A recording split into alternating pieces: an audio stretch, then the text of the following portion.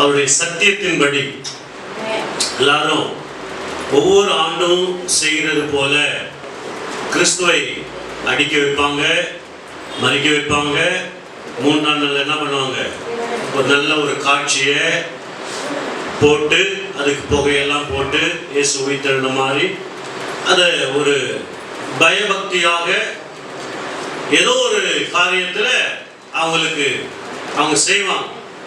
ஆனால் நாம சத்தியம் வசனம் என்ன சொல்லுகிறதோ அதன்படி நாம செய்கிறவர்களாக இருக்க வேண்டும். ஆமென் சொல்லுங்க. செய்கிறவர்களாக இருக்கிறோம். ஆமென் சொல்லுங்க. ஆமா. மற்றவங்களுக்கும் நமக்கும் நிறைய வித்தியாசம் என்னன்னாக்கா, சத்தியம் நம்மளை உருவாக்குகிறது, சத்தியம் நம்மை நடத்துகிறது, சத்தியம் நம்மை போதிக்கிறது. ஆமென் சொல்லுங்க. ஊழியக்காரன நடத்தல, ஊழியக்காரன் போதிக்கல, அந்த தாட்டை எடுத்துருங்க. சத்தியம் தான் நம்மளை என்ன பண்ணுது, போதிக்குது. ஆமென் சொல்லுங்க. ஆமா. நல்ல டீச்சர் யாரு?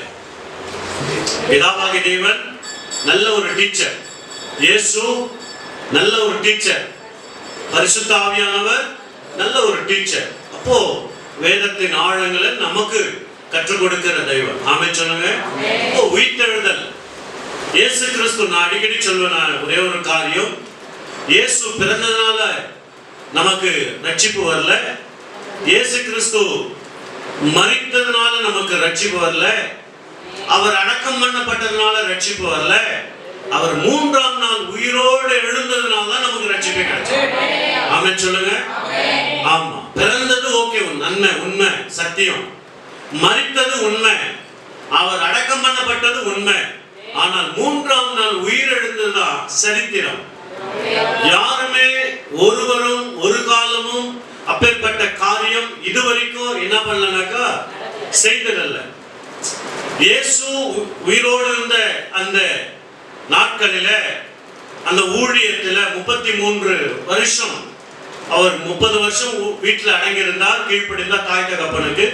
3 வருஷம் ஊழியம் செஞ்சார். அந்த 3 வருஷத்துல நிறைய பேரை உயிரோடு எழுப்பினார். ஆனால் அவர்கள் உயிர் தேடவில்லை. நல்லா புரிஞ்சுக்கணும். உயிர்ப்பித்தார், மரித்தவர்களை உயிர்ப்பித்தார். ஆமென் சொல்லுங்க. ஆனா என்ன பண்ணல, அவங்க உயிர் தேடவில்லை, உயிரடையவில்லை. ஆனா அதுக்கப்புறம் மறுபடியும் என்ன பண்ணாங்க, சில நாட்கள் வாழ்ந்து, எக்ஸாம்பிள் லாசரு, கல்லறையில இருந்து என்ன பண்ணார் ஆண்டவர், உயிரோட எழுப்பினார். ஆனா உயிரடையவில்லை. அவன் மறுபடியும் என்ன பண்ணான், மரித்தான். புரியுதுங்களா? அப்போ யாவீருடைய மகள் என்ன பண்ண, பாடையை தொட்டு பிள்ளையை எழுப்பினார். ஆமென் சொல்லுங்க. ஆமா. அவன் மரித்தான். ஆனா என்ன பண்ற, உயிர் தெழல. அப்போ ஆண்டவர் நிறைய பேரை, மரித்தவர்களை உயிரடை செய்தார். ஆனால் உயிர் தெரிந்ததாக சரித்திரம் இல்லை. இப்போ உயிர் தெழுந்த இயேசு ஒரே ஒரு ஆள் தான், அவர் தான் ஆண்டவராகிய இயேசு கிறிஸ்து. நீயும் நானும் வணங்குகிற, ஆராதிக்கிற இயேசு. ஆமென் சொல்லுங்க. நான் அடிக்கடி சொல்லுவேன், பவுல் அப்போஸ்தலன் இயேசு அவரோடு பேசினார். 3 ஆண்டுகள் வனாந்தரத்தில் அநேக வெளிப்பாடுகளை கொடுத்தார் இயேசு கிறிஸ்து. ஆனால் மரித்தார். இயேசு மரித்தார், அடக்கம் பண்ணப்பட்டார். ஆனா அவருடைய உயிர்த்தெழுதலை மாத்திரம்தான் பவுல் அப்போஸ்தலன் முழுமையாக நம்பி ஒரு தைரியமான ஒரு கான்பிடென்ட்ல சத்தியங்களை 14 நிருபங்களை எழுத கர்த்தர் கிருபை செய்தார். எதனால? மரித்ததனால அல்ல, பிறந்ததனால அல்ல, அவர் அடக்கம் பண்ணப்பட்டதனால அல்ல, 3ஆம் நாள் உயிரோடு எழுந்தபடினால் தான் அவர் பகிரங்கமாய் பிரசங்கம் பண்ணினார். நான் உயிரோடு எழுந்த தெய்வத்தையே நான் என்ன பண்றேன், சொல்லுகிறேன், பிரசங்கிக்கிறேன் அப்படின்னு சொல்லி அநேக நிருபங்கள்ல அந்த உயிர்த்தெழுதலினுடைய ஆசீர்வாதத்தை பவுல் அப்போஸ்தலன் கான்ஃபிடென்ட்டாக சொல்லுகிறார். ஆமென் சொல்லுங்க. அப்போ உயிர்த்தெழுந்தது என்பது என்னன்னாக்கா ஒரு சரித்திரம். சரித்திரம். இன்னும் மரித்தவர்கள் இன்னும் யாரும் என்ன பண்ணல, உயிர்த்தெழவில்லை, உயிர்த்தெழவில்லை, உயிர்த்தெழுந்து பரலோகத்துக்கு போகவில்லை. நம்ம நிறைய பேர் சொல்லுவாங்க, மரித்தவர் வீட்டில் இந்த நபரை, இந்த ஆத்துமாவை இன்றைக்கு பரலோகத்திலே காண்கிறேன். சுத்த பொய், கள்ள உபதேசம். மரித்தவங்க உடனே என்ன பண்ண மாட்டாங்க, பரலோகம் யாருமே போனது கிடையாது. 3:13 படிங்க. சாரி, 3:13. பரலோகத்தில் இருக்கிறவரும் பாருங்க, பரலோகத்துல இப்போ இருக்கிறார் இயேசு கிறிஸ்து. எங்க இருக்கிறார் இப்போ? பரலோகத்திலிருந்து இறங்கினவர். ஒரு நிமிஷம் இருங்க. இப்போ பரலோகத்துல இயேசு எங்க இருக்கிறார்? இப்போ பரலோகத்துல இருக்கிறார். பரலோகத்திலிருந்து முதல் வருகையில என்ன பண்ணாரு? இறங்கினவரும் பரலோகத்தில் இருக்கிறவருமான மனுஷகுமாரனே அல்லாமல் பரலோகத்துக்கு ஏறினவன் ஒருவனும் இல்லை. ஆமென் சொல்லுங்க. அப்போ ஆண்டவராக இயேசு கிறிஸ்து தெளிவா சொல்றாரு, நான் தான் பரலோகத்தில் இருந்தேன், பரலோகத்தில் இருந்து இறங்கினவரும் நான் தான், இங்கிருந்து பரலோகத்துக்கு போனவரும் நான் தான், வேற ஒருத்தனும் போகல. ஆமென் சொல்லுங்க.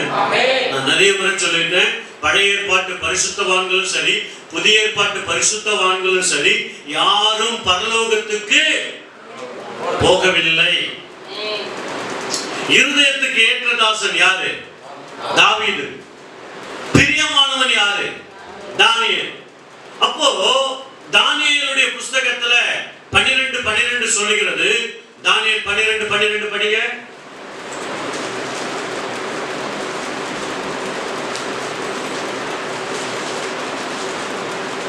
தானியேல் 12:12. எசேக்கியேல் பக்கத்துல இருக்கும். நீயோ தானியேலோ என்றால் முடிவு, ஒரு முடிவு இருக்கு. எல்லா மனுஷருக்கும் முடிவு இருக்கு. அந்த முடிவு வரும் மட்டும் போய் இளைப்பாரி கொண்டிரு. நாட்களின் முடிவிலே பாருங்க, நாட்களின் முடிவிலே உன்னுடைய சுதந்திர வீதத்திற்கு நீ எழுந்தரிப்பாய் என்றார். அப்போ தானியேலுக்கு ஆண்டவர் சொல்றார், நீ போய் இளைப்பாரி கொண்டிரு. Rest and peace. உன்னுடைய ஆத்துமாவில நீ போய் என்ன பண்ணு? இளைப்பாரி கொண்டிரு. உன்னுடைய சுதந்திரம் ஒண்ணு வரும், உன்னுடைய நாள் ஒண்ணு வரும், உன்னுடைய உயிர்த்தெழுதலுடைய வரிசை ஒண்ணு வரும். அப்போ உன்னுடைய சுதந்திர வீதத்திற்கு நீ என்ன பண்ணுவ? எழுந்தரிப்பாய். இருதயத்துக்கு ஏற்ற தாசன் தாவீது.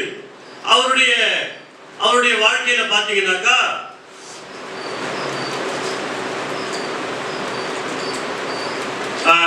அப்போஸ்தலர் நடபடிகள் 2ஆம் அதிகாரம் 33-34 படிங்க. அவர் தேவனுடைய வலது கரத்தினாலே உயர்த்தப்பட்டு பிதா அருளின வாக்குத்தத்தத்தின்படி பரிசுத்த ஆவியை பெற்று நீங்கள் இப்பொழுது காண்கிறதும் கேட்கிறதுமாகிய இதை பொழிந்தருளினார்.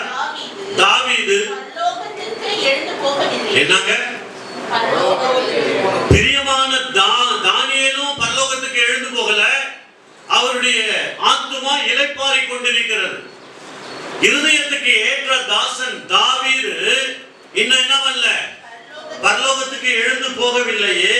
நான் உம்முடைய சத்துருக்களை உமக்கு பாதபடியாக்கி போடும் வரைக்கும் நீ என் வலது பாரிசத்தில் உட்காரும் என்று கர்த்தர் என் ஆண்டவருடனே சொன்னார் என்று அவன் சொல்லி இருக்கிறானே. அப்போ என்ன பண்றானாக்கா, இன்னும் யாரும் பரலோகத்துக்கு போகல.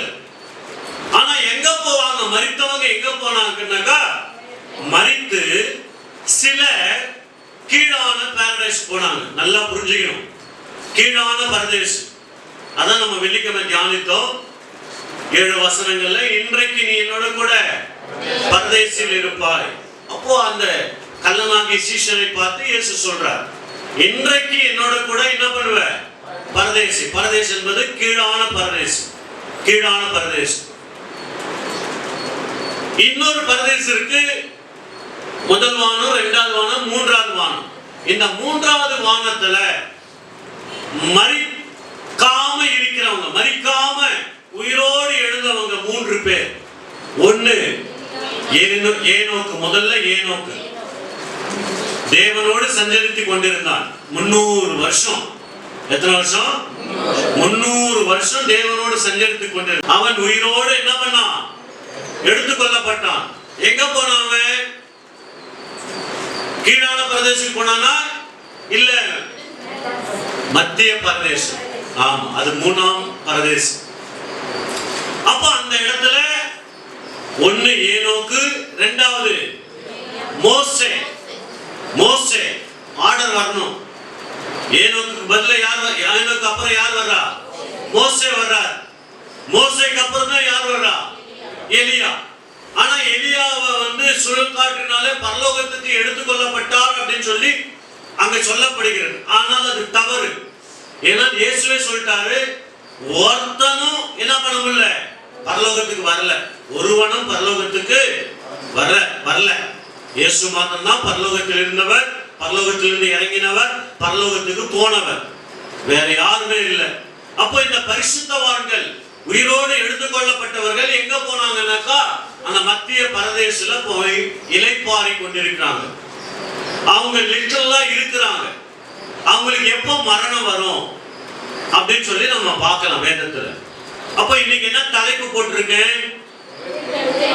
உயிர்த்தெழுதலின் வரிசை. அதுதான் ரகசியம், வெறும் ரகசியம் இல்ல. உயிர்த்தெழுதலுடைய வரிசையின் ரகசியம். எடுத்துக்கொள்ளுங்க. சப்ஜெக்ட் போறோம்.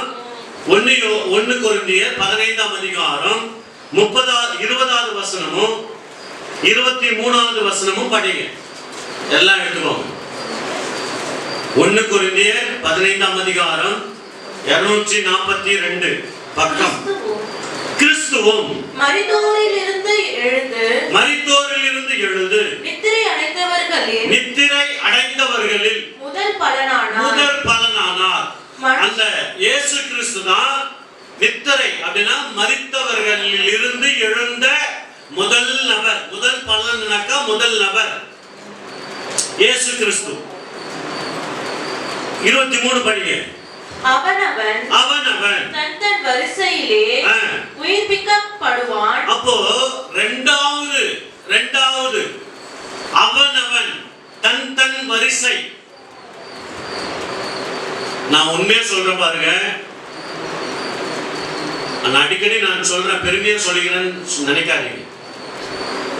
வேதத்தை நம்ம எவ்வளவுதான் தியானம் பண்ணி தேடினாலும் சில ரகசியங்கள் அவரோடு உறவுல இருக்கிறவங்களுக்கு மாத்திரம் தான் வெளிப்படுத்துவார். இல்லைன்னா மேலோட பற்றி போக வேண்டியதான். அப்போ அவனவன் தன் வரிசை. அவனவன் வரிசையில உயிர்ப்பிக்கப்படுவார்கள்.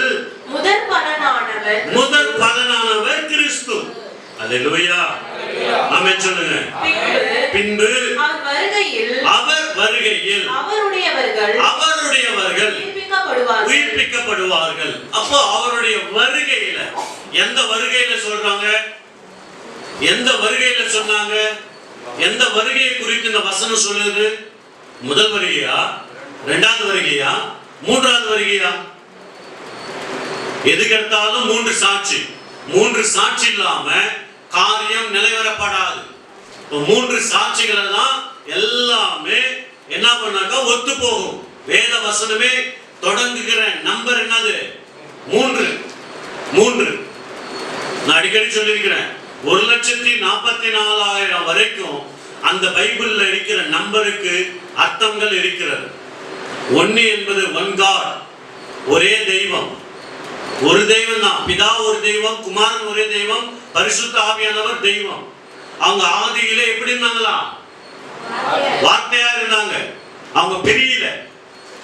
ஆதியிலே தேவன் வார்த்தையா இருந்தார். யோவான் 1:1 3 வார்த்தை வரும் பாருங்க. ஆதியிலே வார்த்தை இருந்தது, அந்த வார்த்தை தேவனிடத்தில் இருந்தது. 3 வார்த்தை. அந்த வார்த்தை தேவனாகவே இருந்தது. பிதாவும் வார்த்தை தான், குமாரனும் வார்த்தை தான், பரிசுத்த ஆவியானவரும் வார்த்தை தான். என்றைக்கு உலகங்கள் படைக்கப்பட்டதோ, உலகமா உலகங்களா? உலகங்கள். எப்போ வானங்கள் உண்டாக்கப்பட்டதோ, எப்போ சமுத்திரங்கள் உண்டாக்கப்பட்டதோ, அப்போ இந்த உலகங்களுக்காக ஆக்கல், காத்தல், அழித்தல் என்கிறதான வேலைகளை செய்யும்படிக்கு 3 தொழில்களாக அவர்கள் பிரித்து கொண்டார்கள். சேசெல்லாம் பாடுவோம். முத்தொழிலோனே நமஸ்காரம், 3ல் ஒன்றோனே நமஸ்காரம். இப்ப புரியுதா? 3 வேலைகளை செய்வதற்காக பிதாவாகிய இருந்த தேவனுடைய வார்த்தை என்ன பண்ணுது? பிதாவாகிய தேவன் என்ன வார்த்தையில என்ன செய்ய அவர் தனியா பிரிந்தாரு? பிதாவாகிய தேவன் என்ன வேலை செய்யும்படிக்காக அவர் வந்தாரு? அழிக்க, கடைசியில உலகத்தை அழிப்பதற்காக. இயேசு கிறிஸ்துவாகிய வார்த்தையாகிய தெய்வம் எதற்காக அவர் வார்த்தையாக இருந்த தெய்வம் தன்னை பிரித்து கொண்டார்? எல்லாவற்றையும் உண்டாக்குவதற்காக, சிருஷ்டிப்பதற்காக. அவரால் அன்று ஒன்றும் சிருஷ்டிக்கப்படவில்லை. இயேசு கிறிஸ்து தான் எல்லாவற்றையும் உண்டாக்கி படைத்தார். ஆதாம உண்டாக்குறது யாரு? இயேசு. வானத்தையும் பூமியையும் சமுத்திரத்தையும் அண்ட சராசரங்களையும் தன்னுடைய வார்த்தையினாலே உண்டாக்கினவர் யாரு? இயேசு கிறிஸ்து. அப்போ ஆவியானவர் ஏன் வார்த்தையா இருந்த தெய்வம் அவர் பிரித்து கொண்டார் அப்படின்னாக்கா எதற்காக? காப்பாற்றுவதற்காக. காப்பாற்றுவதற்காக. தேவன் படைத்த இயேசு கிறிஸ்து உண்டாக்கின எல்லாவற்றையும் காப்பதற்காக ஆவியானவர் தன்னுடைய வேலைகளுக்காக, 3 வேலையில இயேசு ஒரு வேலை, ஆவியானவர் ஒரு வேலை, பிதாவா ஒரு வேலை செய்வதற்காக ஆக்கல், காத்தல், அழித்தல். உலகத்தில் சொல்லுவாங்க பிரம்மா, விஷ்ணு, சிவன். அவங்கதான் என்ன பண்றது? ஆக்கிறது, அழிக்கிறது, காக்கிறது. எல்லாருக்கும் ஒரு தெய்வம். 3 தெய்வங்களை அவங்க பிரிச்சுக்கிட்டாங்க. விஷ்ணு என்ன பண்றாரு? அப்புறம் பிரம்மா என்ன பண்றாரு? சிவன் என்ன பண்றாரு? அப்போ இந்த காரியத்தை தான் அவங்க என்ன பண்ணிட்டாங்க? டூப்ளிகேட் ஆகிட்டாங்க. நம்ம தெய்வம் படைத்தது, நம்ம தெய்வம் காப்பாற்றுகிறத, நம்ம தெய்வம் அழிக்க போகிறது. அழிப்பாரா பிதா? அழிப்பாரா? அழிக்க மாட்டாரா? அவள் கல்லஞ்சக்காரனா? அவரு அழிப்பார். வானமும் பூமியும் ஒழிந்து போகும். ஒழிந்து போகுமா? போவாதா? முதல் உலகத்தை எதனால அழிச்சாரு? காற்றினால அழித்தார். ஆமா, முதல் உலகம் என்ன உலகம்? தூதர்களுக்காக உண்டாக்கப்பட்ட உலகம். தூதர்களுக்கு மாத்திரம்தான் அந்த உலகம் இருந்தது. அந்த உலகத்தை என்ன பண்றாரு? காற்றினால, தன்னுடைய சுவாச காற்றினால முதல் உலகத்தை அழித்தார். 2வது உலகத்தை தண்ணீரினால, ஜலத்தினால, நோவாவுக்காக, மனிதனுக்காக, மனித குலத்தின் அந்த என்ன சொல்றது, அக்கிரமம் மிகுதியானதுனால அந்த நோவா காலத்தினுடைய ஜனங்களை என்ன பண்றாரு? ஜலத்தினால அழித்தார். இப்ப இருக்கிற 3வது பூமி, இந்த உலகம் எதனால அழிக்கப்படும்? அக்கினியினால இரையாகப்படும். புரியுதுங்களா? ஆமா. ஆதியாகமம் 1:2 என்ன நடுவுல என்ன இருந்தது? வசனம் படிங்க. ஆதியிலே தேவன் வானத்தையும் பூமியை உண்டாக்கினார், சிருஷ்டித்தார். பின்பு பூமியானது ஒழுங்கின்மையும் வெறுமையுமாய் இருந்தது. ஆழத்தின் மேல் அதுதான் முதல் உலகம். அதுதான் வெறுமை, அதுதான் இருள், அதுதான் என்னது? 3 வார்த்தை என்னது? ஒழுங்கின்மை, வெறுமை, இருள். இது முதல் உலகம், இதுல போயிடுச்சு. 2வது உலகம் நோவா காலத்துல தண்ணீரினால அழிந்ததா அழியலையா? ஒத்துக்கிறீங்களா? 3வது இப்ப இருக்கிற உலகம் அக்கினியினால அழியும் என்று ஒத்துக்கிறீங்களா? ஸ்தோத்திரம்.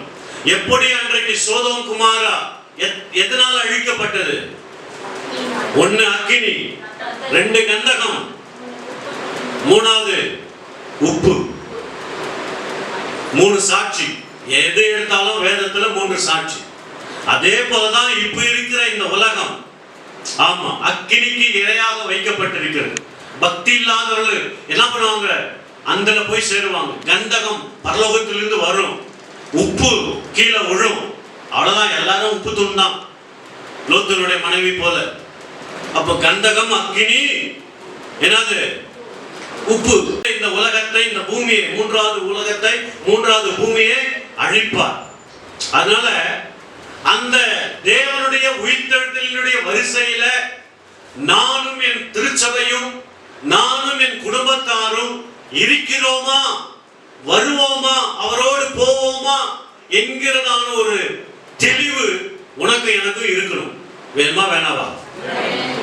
அவருடையவர்கள், வசனம் நல்லா சொல்லுது, அவருடையவர்கள் அவருடைய வருகையில முதலாவது எடுத்துக்கொள்ளப்படுவார்கள். அப்போ அவருடையவர்கள் யார்? ஸ்தோத்திரம். அப்போ வேதம் ரொம்ப ஆழமான டெப்த். அந்த டெப்த்தை நம்ம போக போக போக, குட் ஃப்ரைடே அன்னைக்கு என்ன எடுத்தேன்? என்ன ரத்தம்?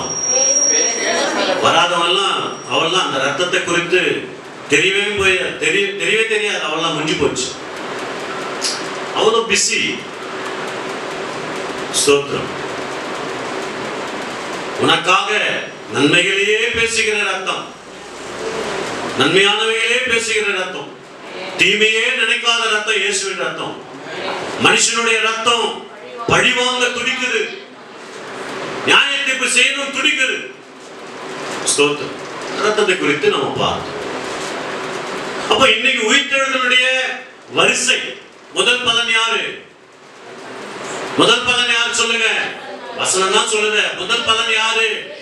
இயேசு உயிர்த்தெழுந்த மரித்தவர்கள் இருந்து முதலாவது எழுந்தவர் யாரு? இயேசு கிறிஸ்து. அதான் வசனம் 1 கொரிந்தியர் 15:20-23. முதல் பலன் இயேசு. இரண்டாவது வரிசை அவனவன் தன் வரிசை வைத்திருக்கிறார். எத்தனை வரிசை இருக்கு? ஆமா, நம்ம ஏற்கனவே தெரிஞ்சதுனால பைபிள் ஸ்டடியில அந்த பாடத்தை கொடுத்ததுனால மேலோட்டமா சொல்லியிருக்கிறேன். இன்னைக்கு நம்ம ஆழமா பார்க்கலாம். அப்ப 7 வரிசை இருக்கு. ஏன் 7? வார்த்தையின் பரிபூர்ணம். அருமையான அபிவிருத்தில. ஆமா, நான் ஒரு காரியத்தை கவனிச்சேன். நீங்க கவனிச்சீங்களா என்னன்னு தெரியல. 7 கல்லை வச்சிருந்தாங்க. குங்குமம் போட்டு வச்சு, மஞ்சள் வச்சு. எத்தனை கல் வச்சிருந்தாங்க? 7 கல். பக்கத்துல விளக்கு ஏற்றுவதற்காக முக்கோணத்துல ஒரு கல் வச்சிருந்தாங்க. அது தீபம் ஏற்றுவதற்காக. ஏன் ஒரு உலக மனிதர்கள் 7 கல்லை வச்சு வணங்குறாங்க? ஸ்தோத்திரம். என்னைக்காவது தெரியுமா?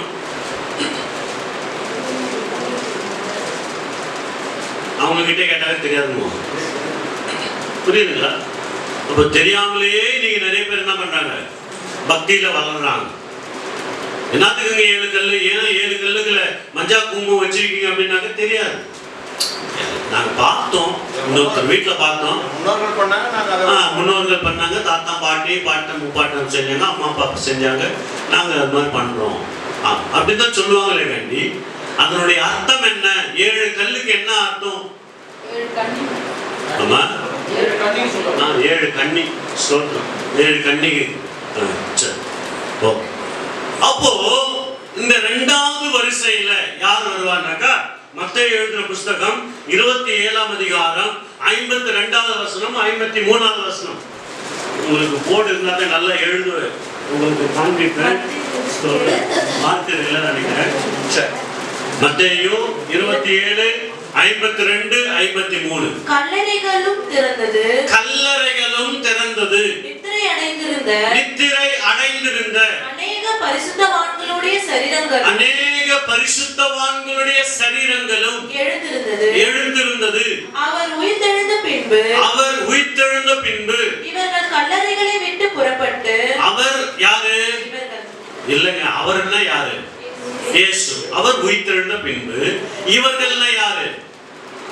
இவர்கள் கல்லறை விட்டு எழுந்தாங்கன்னு சொல்றாங்கல்ல. யாரு இவங்க? பழைய ஏற்பாட்டிலிருந்து புதிய ஏற்பாட்டு வரைக்கும் பரிசுத்தவான்கள் கல்லறைகளை விட்டு என்ன பண்றாங்க? புறப்பட்டு பரிசுத்த நகரத்தில் பிரவேசித்து அநேகருக்கு காணப்பட்டார்கள். இதுதான் 2வது வரிசை. 2வது கேட்டகரி மக்கள் யாரு? பழைய ஏற்பாட்டு பரிசுத்தவான்கள். அப்போ இயேசு கிறிஸ்து மரித்து 3ஆம் நாள் உயிரோடு எழுந்து எத்தனை நாளைக்கு அப்புறம் தான் பரலோகத்துக்கு போறாரு? 40 நாள். தயவுசெய்து மறக்க கூடாது. 40 நாள் கழிச்சு தான் இயேசு பரலோகத்துக்கு ஒலிவு மலையில என்ன பண்றாரு? நான் எப்படி போகிறேனோ அப்படியே மறுபடியும் எங்க வருவாரு? ஒலிவு மலைக்கு வருவார். ஸ்தோத்திரம். அப்போ ஒலிவு மலைக்கு வர்றது என்ன வருகைனாக்கா 3ஆம் வருகை, பகிரங்க வருகை. ஸ்தோத்திரம். அப்போ இயேசு கிறிஸ்து உயிரோடு எழுந்து அந்த 40 நாளுக்கு முன்பாக கல்லறைகள் திறக்கிறது. அதுல எழுந்தார்கள். அவங்க தான் 2வது வரிசை. 3வது வரிசை என்ன நேரம் இல்லாதனால நான் ஷார்ட்டா முடிக்கிறேன். ஆமா, இப்போ இந்த 3வது வரிசை மிக முக்கியமான வரிசை. இந்த 3வது வரிசையில 3 கேட்டகரியா பிரிக்கலாம். 3 கேட்டகரி. அந்த 3 கேட்டகரி யாருன்னாக்கா 1 தெசலோனிக்கேயர் 4ஆம் அதிகாரம் 15வது வசனம் 16 17. வேற எங்க போனாலும் இந்த சத்தியம் உங்களுக்கு கிடைக்காது. அவனவன் தன் தன் வரிசையில உயிர்ப்பிக்கப்படுவான். படிங்க. ஏனெனில் கர்த்தர் தாமே ஆரவாரத்தோடு 1 ஆரவாரம், அது தனி சீக்கிரம், அது வேற சத்தியம். ஆரவாரம் பிரதான தூதனுடைய சத்தம், 2வது பிரதான தூதனுடைய சத்தம், 2வது தேவ எக்காலம், 3வது தேவ எக்காலம். ஏன் பிரதான தூதனுடைய சத்தம், தேவ எக்காலம், அப்புறம் பிரதான தூதனுடைய சத்தம் 1 ஆரவாரத்தோடு, 2 ஆரவாரம், ஃபர்ஸ்ட் ஆரவாரத்தோடு, சாரி 1 ஆரவாரம், 2வது பிரதான தூதனுடைய சத்தம், 3வது தேவ எக்காலம், தேவ எக்கால சத்தம். ஏன் 3 சத்தமும் யாருக்கு துணிக்குது? ஏன் இந்த 3 சத்தத்தோட பரலோகத்திலிருந்து தேவன் வரணும்? அப்போ வரும்பொழுது யார் எழுந்திருப்பா அப்படின்னு சொல்லி வேதம் சொல்லுங்க. படிங்க. பரலோகத்திலிருந்து இறங்கி வருவார். அப்பொழுது எத்தனை சத்தம்? 3 சத்தம். என்னென்ன சத்தம்? 1 ஆரவாரம். எதற்காக ஆரவாரம்? ஆரவாரம் செஞ்சா என்ன நடக்கும்? நல்ல தூக்கத்தில் இருந்தாக்கா ஆரவாரம் வரும்பொழுது என்ன நடக்கும்? நம்ம சிம்பிளா சொல்றேன், தூக்கம்னாக்கா டெத் இல்ல. நல்லா தூங்கி இருக்கும் போது ஒரு ஆரவாரம். எப்படி ஆரவாரம் வரும்? மோலதாளம், அதான் ஆரவாரம். அந்த ட்ரம்பட் ஊதுவாங்க. அப்போ அது வரும்பொழுது நம்முடைய ஆத்மா, ஆவி, சரீரம் எது முழிச்சுக்கும்? முதல்ல ஆரவாரம் வரும்போது எந்த முதல் பகுதி அந்த என்ன சொல்றது முழிச்சுக்கும்? ஆரவாரம். 2வது பிரதான தூதனுடைய சத்தம் தனியா கேட்கும். ஒரு தூதன் எக்காலம் ஊதுவான், ட்ரம்பட் ஊதுவான். ட்ரம்பட் ஊதும் போது எல்லா காதிலும் கேட்கும். ஆவி காதுல கேட்கும்.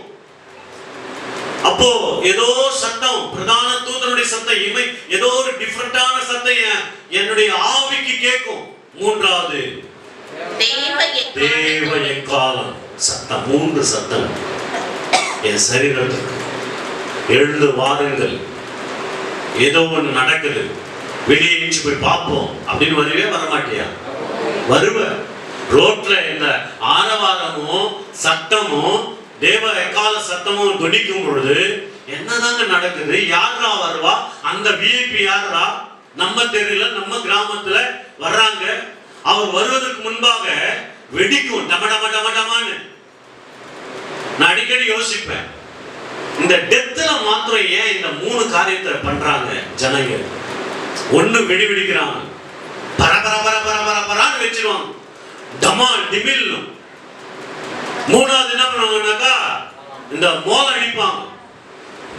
அந்த என்ன சொல்றது, அந்த சங்கு அது ஒண்ணு, இந்த நெகிட்டா இருக்குமே ட்ரம்பட் மாதிரி ஊதுவாங்க. சாவுல தான் ஊதுவாங்க. கோயில் அந்த கோயில் அக்கரகெல்லாம் சுத்தி வரும்போது அந்த ஊதி போவாங்க பாத்தீங்களா? இதெல்லாம் ஏன் டெத்துக்கு முன்னாடியே, டெத்துல செத்து போன உடனே நடக்குதுன்னாக்கா அதனுடைய பரலோகத்தில் இருந்ததான அதே காரியங்கள் தான் பூமியில செய்யறாங்க. ஆனா ஏன் செய்யறாங்க? எதுக்கு மோகம் அடிக்கிறாங்க? ஏன் பட்டாசு கொளுத்துறாங்க? ஏன் சத்தத்தோட கொண்டு போறாங்க பாடிய அப்படின்னாக்க இன்னும் எவனுக்குமே தெரியாது, அர்த்தமே தெரியாது. ஸ்தோத்திரம். அப்போ நம்முடைய இறந்து போன நம்முடைய ஆத்மாவுக்கும் ஆவிக்கும் சரீரத்திற்கும் இந்த 3 சத்தங்கள் பரலோகத்திலிருந்து வரும்பொழுது அப்பொழுது கிறிஸ்துவுக்குள் மரித்தவர்கள் முதல் கேட்டகரி. 3வது அந்த மனவாட்டி ஸ்தானம். மனவாட்டி நோட் பண்ணிக்கோங்க. மனவாட்டி கிறிஸ்துவுக்குள் மரித்தவர்கள். அந்த மனவாட்டியிலே மூன்று நபர்கள், மூன்று கூட்டம். கிறிஸ்துவுக்குள் மரித்தவர்கள் முதலாவது எழுந்திருப்பார்கள். முதலாவதுனாக்கா முதல் பலன் அல்ல, வேற இயேசு. அது இரண்டாவது பலன் யாரு? பழைய ஏற்பாட்டு பரிசுத்தவான்களும் புதிய ஏற்பாட்டு பரிசுத்தவான்களும் கல்லறைகளை விட்டு எழுந்தாங்க. இரண்டாவது வரிசை. மூணாவது வரிசையில மரித்த மனவாட்டியா இருக்கிறவர்கள். மனவாட்டியா கிறிஸ்துவுக்குள் மரித்தவர்களுக்கு முதற்கொண்டு பாக்கியவான்கள் என்று எழுது. ஆமா, அப்ப கிறிஸ்துவுக்குள்ள ஒரு மனுஷன் பிறக்கணும், கிறிஸ்துவுக்குள்ள வாழணும், கிறிஸ்துவுக்குள்ள மரிக்கணும். எத்தனை பேர் அதுக்கு நீங்களும் நானும் ஒப்பு கொடுக்க முடியும்? பொய்யெல்லாம் சொல்லக்கூடாது, ஆமையெல்லாம் சொல்லக்கூடாது. தயவுசு ஏன் பச்சை போய் சொல்றீங்க? கிறிஸ்துவுக்குள்ள பிறக்கிறீங்க, பிறந்திருக்கீங்க. நீங்க கிறிஸ்துவுக்குள்ள பிறந்திருக்கனாக்கா ஒரு குற்றமும் செய்யக்கூடாது, உங்ககிட்ட ஒரு அசுத்தமும் இருக்கக்கூடாது, ஒரு தப்பு தண்டாவும் போகக்கூடாது, சூடு சொரணம் எதுவுமே இருக்கக்கூடாது. இயேசு சொல்றாரு, நான் தாழ்மையும் மனத்தாழ்மையும் சாந்தமும் உள்ள தெய்வம். அந்த இயேசு கிறிஸ்து நமக்குள்ள பிறந்தாருனாக்கா சாந்த குணம் இருக்கா? மனத்தாழ்மை இருக்கா? இல்லையே. முந்திரி கொட்ட மாதிரி கோபம் வருத. எதுக்கு கோபப்படுறோம்? எதுக்கு நம்ம ஆதங்கப்படுறோம்? யோசிக்கிறதே கிடையாது. ஆனா கிறிஸ்துக்குள்ள பிறந்தோம். பொய். ரெண்டாவது, கிறிஸ்துக்குள்ள வளரணும். கிறிஸ்துக்குள்ள வளர்றோம். வளர்றோமா? ஏதாவது ஒரு வசனம் சொன்னதுனாக்கா யோசிக்கும். புதிய ஏற்பாட்டுல ஒரு ரத்தம் பேசினது யாரு? பாத்தீங்களா? புதிய ஏற்பாட்டுல இயேசுவை போல ஒரு மனிதன், பவுல், ஸ்தேவான். ஸ்தேவான் தான் கரெக்ட். நான் டீட்டெயிலா சொல்லணும். புதிய ஏற்பாட்டுல ஒரு மனுஷன் இயேசுவை போல, ஆண்டவரே இவர்கள் பாவத்தை மன்னியும், தாங்கள் செய்கிறது என்னதென்று தெரியல அப்படின்னு சொல்லி சொன்ன ஒரு ரத்தம், பேசின ரத்தம் அப்படின்னு டீட்டெயிலா சொன்னாங்க. ஸ்தேவான், பவுல் அப்படின்னு சொல்றீங்க. ஏன் முன்னாடி கேட்கும்போது சொல்ல? வெள்ளிக்கிழமை தானே எடுத்தேன் ரத்தத்தை குறிச்சு. அப்ப நம்முடைய விளங்குதல் எப்படி இருக்கு பாத்தீங்களா? கிறிஸ்துவுக்குள்ள வளரணும்னாக்கா வசனத்துல வளரணும். இன்னும் நம்ம எப்படி இருக்கோம்? பால் குடிக்கிற குழந்தைகளாகவே இருக்கிறோம். பால் சூப்பிது பாத்தீங்களா? புட்டி பால் சூப்புத குழந்தைங்க. இன்னும் பாலை குடிக்கிறவங்களா தான் இருக்கிறோம். வசனத்துல முதிர்ச்சி இல்லை, இன்னும் குழந்தைகளா தான் இருக்கிறோம். ஆனா வேதம் சொல்லுகிறது, பலமுள்ள ஆகாரத்தை உண்ணுகிறவர்களாகிய நீங்கள் அப்படின்னு வசனம் சொல்லுகிறது. என்னைக்கு பலமான ஆகாரத்தை சாப்பிடுறோம்? அப்போ ஆண்டவர் என்ன சொல்ல வந்த? கிறிஸ்துவுக்குள்ள வளரணும்னாக்கா வசனத்துல வளரணும். மூன்றாவது, கிறிஸ்துவுக்குள்ள மரிக்கணும். மூணாவது என்னது? பிறக்கணும். கிறிஸ்துவுக்குள்ள பிறக்கணும், கிறிஸ்துவுக்குள்ள வளரணும். மூணாவது, கிறிஸ்துவுக்குள்ளே மரிக்கணும். அதான் அந்த வசனம் சொல்லி, கிறிஸ்துவுக்குள் மரித்தவர்கள் முதலாவது எழுந்திருப்பார்கள். முதல் கேட்டகரி. மூன்றாவது வரிசையில மனவாட்டி ஸ்தானத்துல முதல் கேட்டகரி யாரு? சொல்லுங்க. கிறிஸ்துவுக்குள்ள மரிக்கிறவர்கள் முதலாவது எழுந்திருப்பார்கள். அப்போ மனவாட்டி மூணாவது கேட்டகரியில, மூணாவது ஸ்டேஜ்ல 3 நபர்கள் வருவாங்க. அந்த மூணு நபர்கள்ல முதல் நபர் யாரு? கிறிஸ்துவுக்குள். சொல்லுங்க, கிறிஸ்துவுக்குள். இரண்டாவது படிங்க. பின்பு உயிரோடு இருக்கும் நாமும். உயிரோடு இருக்கிற நாமும் இரண்டாவது கேட்டகரியில.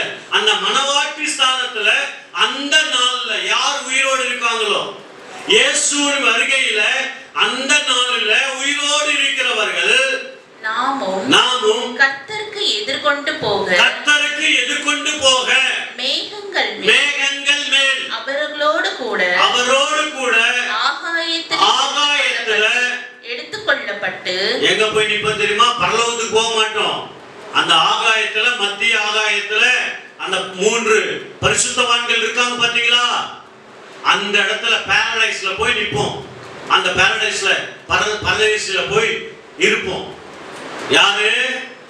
மரித்தவர்களும். முதலாவது மரித்தவர்கள் உயிர்த்தெழுவார்கள். இரண்டாவது அன்னைக்கு இயேசு எப்போ வர்றாரோ, ஒருவேளை இன்னைக்கு நைட்டு வந்தாக்கா நாம எல்லாம் மரித்திருப்போமா, உயிரோடு இருப்போமா? உயிரோட தான் இருப்போம். அப்போ இமை பொழுதுல மறுரூபமாகிடும். புரியுதுங்களா? நீ நல்லா பாட்டு விட்டு தூங்கினாலும் என்ன ஆயிடும்? உனக்கு போயிடும். இல்ல போல அப்படின்னாக்கா கைவிடப்பட்ட நிலைமை. புரியுதுங்களா? அவருடைய வருகையில நீ போலனாக்கா என்ன பண்ணுவ? கைவிடப்பட்டவர், கைவிடப்பட்டவன் அப்படின்னு தெரிஞ்சுக்க வேண்டாம். நீ போயிட்டனாக்கா பெரிய பாக்கியம் எதுவுமே கிடையாது. அவரோட நீ போயிட்டனாக்கா இருக்கிறதுலே பெரிய கிஃப்ட் அதுதான். உன்னுடைய ஆவிக்குரிய ஸ்பிரிச்சுவல் லைஃப்ல நீ போதகனா இருக்கலாம், நீ பாஸ்டரா இருக்கலாம், நீ அப்போஸ்தலனா இருக்கலாம், நீ தீர்க்கதரிசியா இருக்கலாம், நீ சுவிசேஷகனா இருக்கலாம், நீ விசுவாசியா இருக்கலாம். அவருடைய வருகையில, இயேசு வருகையில அந்த எக்காலங்கள் துணிக்கும் பொழுது அந்த சத்தத்தை கேட்டு முதலாவது கிறிஸ்துவுக்குள் மரித்தவர்கள் உயிரோட எழுச்சுவான். கல்லறைகளை விட்டு நீ இம்மை பொழுதுதான். அதனால நேர காலெல்லாம் பார்க்க மாட்டாங்க. புரியுதுங்களா? நேரங்காலம் பார்த்து நான் உயிரோடை போறேன்னு சொல்ல மாட்டாங்க. அந்த நேரத்துல நேரங்காலம் பார்க்கிறவனுக்கு இந்த எச்சரிக்கை சொல்றேன். நல்ல நாள் கெட்ட நாள் அப்படின்னு பாக்குறீங்கல்ல, அந்த நேரத்தை பார்க்கிறவங்களுக்கு சொல்றேன். அப்போ கிறிஸ்துவுக்குள் மரித்தவர்கள் என்ன பண்ண மாட்டாங்க? நேரங்காலம் பார்க்க மாட்டாங்க. ஐயா என் ஆண்டவரே வந்து விட்டார், நான் எப்போடா இந்த உலகத்தில் இருந்து அவரோட போயிடுவேன், அந்த ஏக்கத்தில் இருப்பாங்க. அப்போ உயிரோடு இருக்கிற நாமும் அவருக்கு எதிர்கொண்டு போக மேகங்கள் மேல் அவர்களோடு கூட ஆகாயத்திலே எடுத்துக்கொள்ளப்பட்டு, ஆகாயம் மேகம் இதெல்லாம் வந்து ஒரு வானங்கள், அதெல்லாம் ஒரு க்ளூ.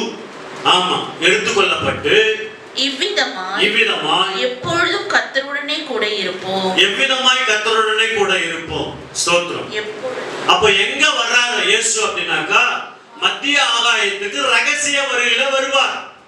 இந்த மூணாவது கூட்டத்தை பார்த்துறேன். சரி, மத்திய எழுதின புஸ்தகம் மூணாவது ஒரு கேட்டகரி சொன்னல, மத்திய 25:2. மத்திய 25:2. அவர்களில் 5 பேர் புத்தி உள்ளவர்கள், 5 பேர் புத்தி இல்லாதவர்கள். 5 பேர் புத்தி இல்லாத. நமக்கு நல்ல கதை தெரியும், நல்ல ஆமா, நம்ம மத்திய அதிகாரத்தை நிறைய முறை படிச்சிருக்கிறோம். 10 புத்தியுள்ள கன்னிகைகள். என்ன இருந்தது? புத்தி இருந்தது. என்ன இருந்தது அவங்களுக்கு? முதல்ல புத்தி இருந்தது. 10 பேருக்கு என்ன இருந்தது? புத்தி இருந்தது. ஆனா 5 பேர்களுக்குள்ள 10 பேரும் என்ன எடுத்து போறாங்க? 10 பேருக்கும் ஆயத்தம், 10 பேரும் தீவெட்டி. ஆனா இந்த 5 பேருக்குள்ள மாத்திரம்தான் தீவெட்டிக்கான எண்ணெய் எடுத்துட்டு போனது கம்மியாயிடுச்சு. வெறும் எண்ணெய் எடுத்துட்டு போனது 5 லிட்டர் எடுத்துட்டு போறவன் 3 லிட்டர் 4 லிட்டர் எடுத்துட்டு போயிட்டான். மணவாளன் வந்துட்டார். 5 லிட்டர் எடுத்துட்டு போன மண்ணெண்ணெய் கேனு இல்ல ஏதோ ஒரு எண்ணெய் ஃபில்லா இருந்தது. மணவாளன் வருவதற்கு தாமதம். அதனால என்ன பண்ணாங்கன்னாக்கா அந்த 5 லிட்டர் தான் அவங்களுக்கு போதுமான இருந்தது. இந்த 4 லிட்டர் 3 லிட்டர் எடுத்துட்டு போனாங்க இல்லையா, மத்தவங்க மீது 5 அவங்க கைவிடப்பட்டாங்க. அப்ப இந்த மூணாவது கேட்டகரியில 5 புத்தியுள்ள கன்னிகைகள் இருந்தாங்க. பாத்தீங்களா? மணவாளன் வர்றாரு. இவங்க புத்தி இல்லாதவங்க வெளியே போய் எண்ணெயை வாங்கிட்டு வரதுக்குள்ள என் ஆண்டவராக இயேசு கிறிஸ்து வர்றாரு. புத்தியுள்ள கன்னிகள் அவரோடு என்ன பண்ணப்பட்டு போயிட்டாங்க. கதவுகள் அடைக்கப்பட்டது.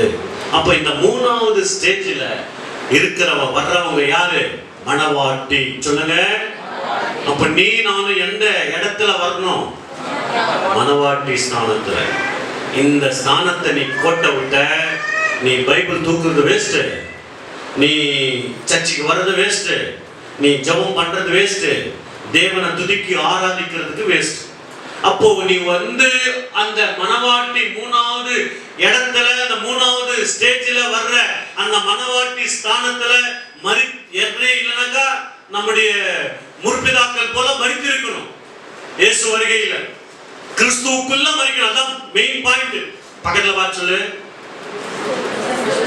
உலகத்துல மறிக்க கூடாது, உலகத்துக்கு மறிக்க கூடாது, கிறிஸ்துவுக்குள்ள மறிக்கணும். அதுதான் முக்கியம். கிறிஸ்துவுக்குள் மறித்தவர்கள் முதலாவது ஏற்றுப்பாங்க.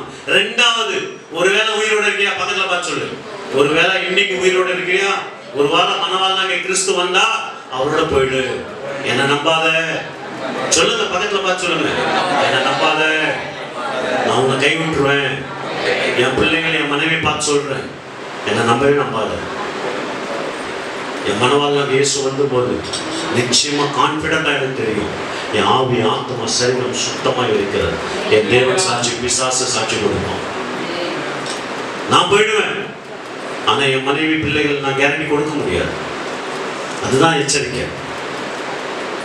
என் மனைவி, என் வீட்டுக்காரர் ஊழியக்காரரு, எங்க அப்பா பாஸ்டர், எங்க அப்பா நல்லா பைபிள் படிப்பார். இல்ல, அவனவன் தன் தன் வரிசை, அவனவனுக்கு தான். ஆமா, அதனால அதெல்லாம் பண்ண முடியாது. மத்தியில் அழகா சொல்றாரு, வயல்ல ஒருத்தன் போய் வேலை செய்வான், ஒருத்தன் எடுத்துக்கொள்வான், ஒருத்தன் கைவிடுவான். வீட்டு மேல ஒருத்தன் இருப்பான், ஒருத்தன் ஏற்றுக்கொள்ளப்படுவான், ஒருத்தன் ஆமா ஒருத்தன் தூங்கி இருப்பான், ஒருத்தன் முடிஞ்சு போயிடுச்சு, அவ்வளவுதான். அப்ப அந்த ஒருத்தன் யாரு? கைவிடப்படுகிற ஒருத்தன் யாரு?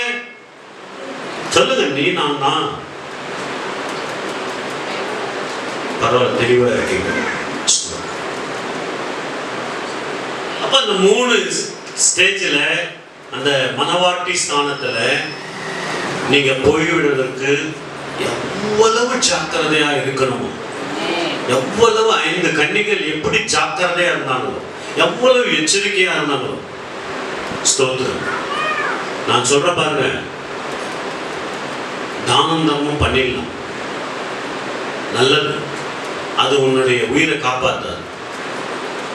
பூமிக்கு வேணா உயிரை காப்பாற்றும். தர்மம் தானம் எல்லாம் பண்ணும் பொழுது தர்மம் தலை காக்கும், தக்க சமயத்தில் உயிர் காக்கும். நிச்சயமா உலகத்துக்குரிய பழமொழி. ஆனா இந்த பூமியில இருந்தேனாக்கா குஞ்சு போச்சு உன் ஜோலி. ஸ்தோத்திரம். இந்த புத்தி இல்லாத இந்த 5 மீதி இருக்கிற 5 கன்னிகள் இருக்காங்க இல்லையா, அவங்க தான் 4வது ஸ்டேஜ், மணவாளனுடைய தோழிகள். மணவாட்டி, மணவாட்டியினுடைய தோழிகள். மணவாட்டி யாரு? நாம தான். ஸ்தோத்திரம். இப்ப பாருங்க, ஒரு கல்யாணம் நடக்கும் பொழுது அந்த மணப்பெண் பக்கத்துல யார் இருப்பா? தோழிகள் இருப்பாங்க. அந்த பின்னாடி ஷால்வை தூக்கி வர்றதுக்கு, ஆமா, தாலி கட்டும் போது இப்படி தூக்கி வைப்பாங்கல்ல, அந்த அந்த கிரீத்தெல்லாம் எடுத்து உதவி செய்கிறவங்க மணவாட்டியினுடைய தோழிகள். ஆமா, ஏன் மணவாட்டியினுடைய தோழிகள் அங்க இருக்காங்க தெரியுமா? மணவாட்டிக்கு, மணப்பெண்ணுக்கு தனி இனம் தெரியாத ஒரு தைரியம் இருக்கும். இல்லைன்னாக்கா, ஏன்னா தனிமையா இருந்தாக்கா லோன்லி ஃபீல் பண்ணுவோம் எப்பவுமே, யாருமே சரி. ஸ்தோத்திரம். ஒரு பக்கத்துல ஒரு 2 பேர் இருந்தாங்கன்னாக்கா எப்படி இருக்கும்? தைரியமா இருக்கும். முதல் கல்யாணம் நான் சொல்றது புரியுதுங்களா? அந்த முதல் கல்யாணத்துல எப்படியாப்பட்ட அந்த மணப்பெண்ணுக்கா இருந்தாலும் ஒரு சின்ன ஃபியர்னஸ் இருக்கும், பயம் இருக்கும், நடுக்கம் இருக்கும். புது இடம், கல்யாண அனுபவம் புதுசு. அப்போ 2 பேர் தோழிகள், பயப்படாதடி, நாங்க இருக்கோட்டி பக்கத்துல அப்படின்னு சொல்லி ஏதாவது ஒண்ணு பேசி கொடுத்துனே இருப்பான். பார்த்துருக்கீங்களா? அதுக்குதான் அவங்க பக்கத்துல நல்ல டியரஸ்ட் ஃப்ரெண்டுங்களை 2 பேர் என்ன பண்ணுவாங்க, வச்சிருப்பான், கூட வச்சிருப்பாங்க.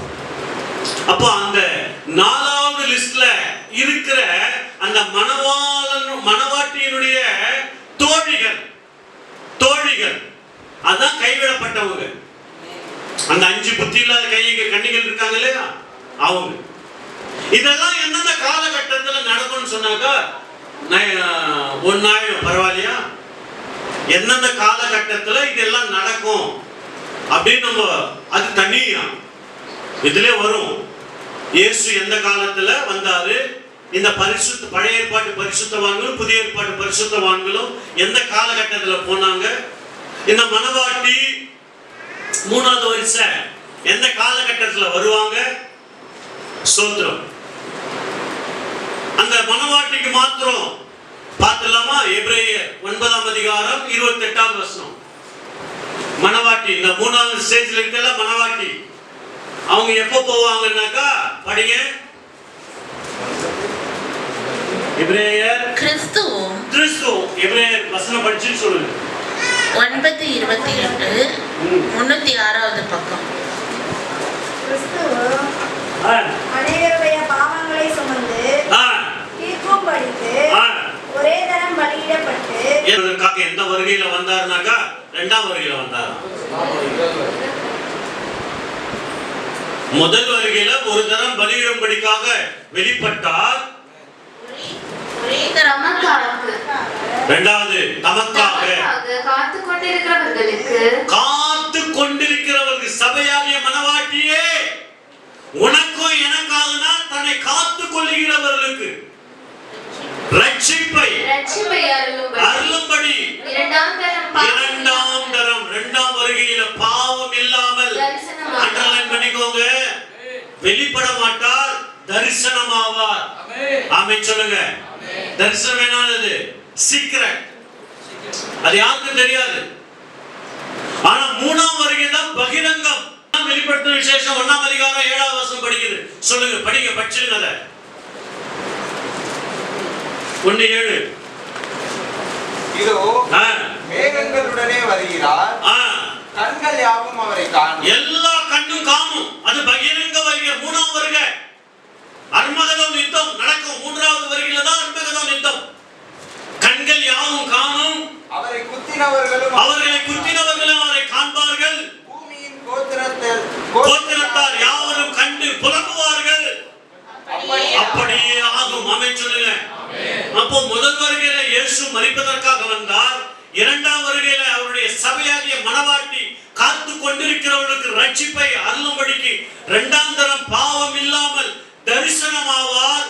மூன்றாவது வருகையில பகிரங்கமாய் பூமியில் உள்ள எல்லா கோத்திரத்தாருடைய கண்கள், எல்லா கோத்திரத்தின் ஜனங்கள் கண்ணும்படிக்காக புலம்பும்படிக்காக பகிரங்கமாய் வருவார். அல்லேலூயா. ஸ்தோத்திரம். மூன்று வருகை தான். அதுக்கு மேல வருகை கிடையாது. அப்ப மணவாட்டிக்காக என்ன பண்றாங்க? வரும்பொழுது அவரோட எடுத்துக்கொள்ளப்படும். மத்திய ஆகாயத்துல அவரோட இருப்போம். ஸ்தோத்திரம். அப்போ மத்திய ஆகாயத்துல யாரும் இருப்பாங்க? இப்போ மூணு சாட்சி, மூணு வரிசையில ஒண்ணு ஏனோக்கு, மோசே, எலியா. இரண்டாவது பழைய பாட்டு பரிசுத்தவான்கள், புதிய பாட்டு பரிசுத்தவான்கள் அங்க இருப்பாங்க. எங்க? பரதேசில, மத்திய பரதேசில. மூன்றாவது கிறிஸ்துவுக்குள் மரித்தவர்கள், முதலாவது. இரண்டாவது உயிரோடு இருக்கிறவர்கள். அப்புறம் புத்தியுள்ள, அதான் புத்தியுள்ள கன்னிகைகள். எக்ஸாம்பிள் சொன்ன புத்தியுள்ள கன்னிகைகள். அவங்க அன்னைக்கு வந்த இயேசு வரும்போது எடுத்துக்கொள்ளப்பட்டாங்களா? இந்த பேரு அதுதான் எக்ஸாம்பிளுக்கு நான் சொன்னேன். ஆனா யார் அது? மணவாட்டி, சபை மணவாட்டி. அவங்களும் என்ன பண்ணுவாங்க? அவரோட என்ன பண்ணுவோம்? உட்கார்ந்து இருப்போம், அவரோட ஆளுகை செய்வோம். எத்தனை வருஷம்? 7 வருஷம். 7 வருஷம் அங்க இருக்கும். உபத்திரவ காலம் 3 வருஷம். மகா உபத்திரவ காலம் 3 வருஷம் நடக்கும். 7 வருஷம் இந்த பூமியில பிசாசானவன் இயேசு அங்க பரலோகத்திலிருந்து மத்திய ஆகாயத்துக்கு வரும்பொழுது பிசாசானவன் எங்க இருக்கான்? வான மண்டலங்கள், 2 மண்டலங்கள் இருக்கிறான். அந்த மண்டலங்கள்ல இருந்து பூமியில இறங்கி வருவான். உபத்திரவ காலம் தொடங்கிடும். 3 வருஷம் உபத்திரவ காலம், 3 வருஷம் மகா உபத்திரவ காலம். இந்த உபத்திரவ காலத்துலதான் யாரு கைவிடப்படுறாங்க இல்லையா? கைவிடப்படுறாங்கல்ல அந்த 5 கன்னிகைகள். அவங்க என்ன பண்ணுவாங்க? எடுத்துக்கொள்ளப்படுவாங்க. மணவாட்டியினுடைய தோழிகள், 4வது வரிசை. அவங்க என்ன சொல்றாங்க? அவங்க பேர் என்ன? உபத்திரவ காலத்துல மாட்டிக்கிறவங்க. சங்கீதம் 45:11. சித்திர தையலாடை அணிந்தவளாய் ராஜாவினிடத்தில் அழைத்து கொண்டு வரப்படுவாள். அவள் பின்னாலே செல்லும் அவருடைய பின்னாடே செல்லுகிற அவருடைய தோழிகளாகிய கன்னிகைகள் உம்மிடத்தில் கூட்டிக் கொண்டு வரப்படுவார். மணவாட்டியினுடைய தோழிகள். எக்ஸாம்பிளுக்கு நம்ம தமிழ் கல்ச்சர்ல ஒரு கல்யாணத்துல மணவாட்டிக்கு, அந்த மணவாட்டினா யாரு? கல்யாண பொண்ணு பக்கத்துல இருக்கிற தோழிகள். ஓகேங்களா? கைவிடப்பட்டவங்க மகா உபத்திரவ காலத்துல இவங்க எடுத்துக்கொள்ளப்படுவாங்க. எத்தனாவது வருஷம்? 4வது வருஷம். 5வது வருஷம் மணவாளனுடைய தோழர்கள். மணவாளன் யாரு? கல்யாண பையன். அவனுடைய தோழர்கள். எப்படி மணவாட்டிக்கு அந்த தோழிகள் இருப்பாங்களோ அதே போல ஆம்பளைக்கும், கல்யாண புருஷனுக்கும், கல்யாண ஆம்பளைக்கும், அந்த நபருக்கும் யார் இருப்பா? தோழர்கள் இருப்பாங்க. அவங்க தான் யாருன்னாக்கா இரத்த சாட்சிகளாய் மரித்தவர்கள். இந்த 3 பேர். முதலாவது இரத்த சாட்சியா மரித்தது யாருன்னாக்கா இந்த இவங்க போறாங்க இல்லையா? யாரு? ஏனோக்கு, எலியா, மோசே, எலியா. பிசாசானவன் இந்த வான மண்டலத்திலிருந்து பூமிக்கு வரும்பொழுது இந்த 3 சாட்சிகளும் பூமிக்கு வந்துடும். புரியுதுங்களா? ரொம்ப ரொம்ப டெப்தான சப்ஜெக்ட் இது.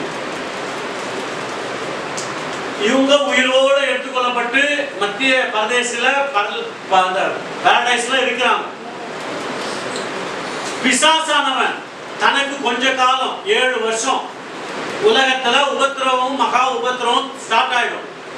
அந்த கிறிஸ்து, கள்ளத்தீர்க்கதரிசி இவங்களுடைய ஆதிக்கம் நிறைய வரும். ஸ்தோத்திரம். புரியுதுங்களா? அந்த கிறிஸ்துவும் கள்ளத்தீர்க்கதரிசிகளும் அதிகமான ஆதிக்கம் 7 வருஷம் நடக்கும். அந்த 7 வருஷம் என்ன பண்ணுவாங்கன்னாக்கா இயேசு, மணவாளன், பரிசுத்தவான்கள் எல்லாருமே அங்க இருப்பாங்க. ஆனா எந்த சாட்சி மாத்திரம் கீழே பூமியில வரும்? இந்த 3 சாட்சி உயிரோடு எடுத்துக்கொள்ளப்பட்டாங்க இல்லையா? அந்த 3 பேரும் பூமிக்கு இறங்குவாங்க. பூமிக்கு இறங்கி அந்த மகா உபத்திரவ காலத்துல அப்பதான் அவங்க லிட்டரலா மரிப்பாங்க. வெளிப்படுத்தின புத்தகம் 11ஆம் அதிகாரம், ஸ்தோத்திரம், 6வது வசனத்திலிருந்து நீங்க படிச்சு பார்த்தீங்கன்னாக்கா உங்களுக்கு தெரியும். படிங்க சீக்கிரமா. அவர்கள் தீர்க்க தரிசனம் சொல்லி வருகிற நாட்களிலே மழை பெய்யாதபடிக்கு வானத்தை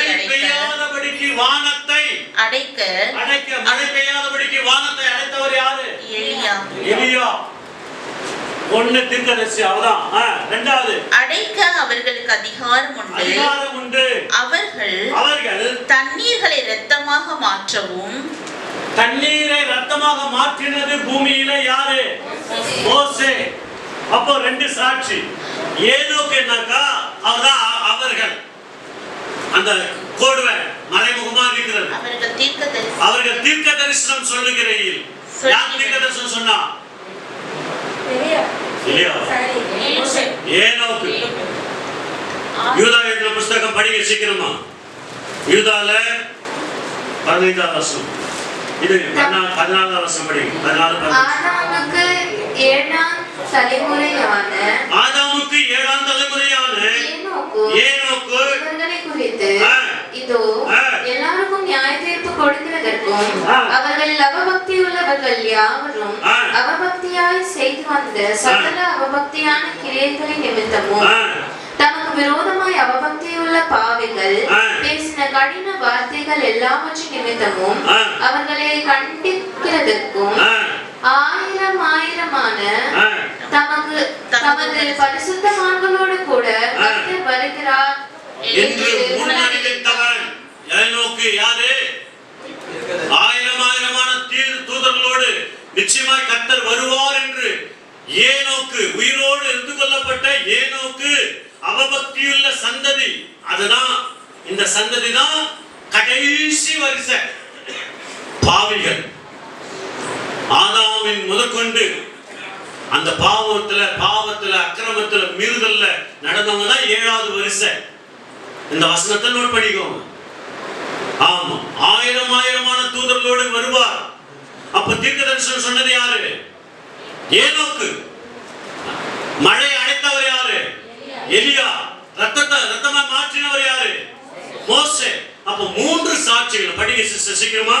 இரத்தமாக மாற்றவும் தங்களுக்கு வேண்டும் போதெல்லாம் பூமியை சகலவித வாதைகளாலும் வாதித்தவர் யாரு? மோசே. வாதிக்கவும் அவர்களுக்கு அதிகாரம் உண்டு. அவர்கள் தங்கள் சாட்சியை சொல்லி முடித்திருக்கும் பொழுது பாதாளத்திலிருந்து ஏறுகிற மிருகம் அவர்களோட யுத்தம் பண்ணி அவர்களை ஜெயித்து. யார் ஜெயித்தா? மோசே தீர்க்கதரிசி. மோசேவும் ஏனோக்கும் எலியாவும் தேவனுடைய வல்லமையான ஊழியக்காரர்கள். சேலஞ்ச் பண்ணி ஊழியம் செஞ்சவங்க. ஸ்தோத்திரம். அவங்களால நடந்த அற்புதங்கள் அநேகம் நம்ம பைபிள்ல பார்க்க முடியும். ஆனா இந்த பாதாளத்திலிருந்து வருகிறதான ஒரு மிருகம் அவர்களோட யுத்தம் பண்ணிச்சு, சண்டை போட்டது. ஆனால் அவர்களை ஜெயித்து நல்லா புரிஞ்சிடும்.